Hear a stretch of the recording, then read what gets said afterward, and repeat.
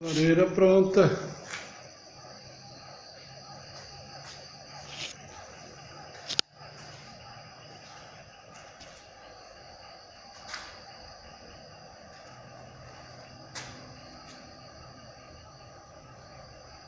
Esse cantinho quase não dava para aparecer.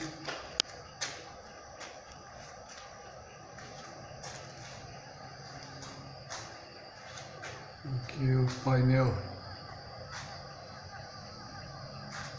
O painel da TV.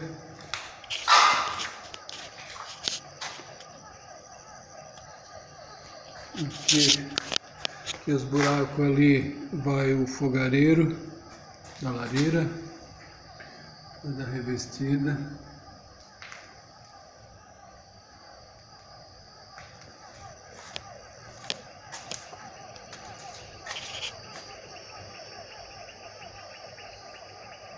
Com 3,5 metros de altura.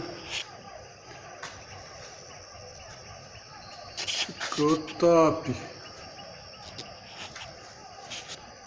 Dá trabalho, mas ficou bonito.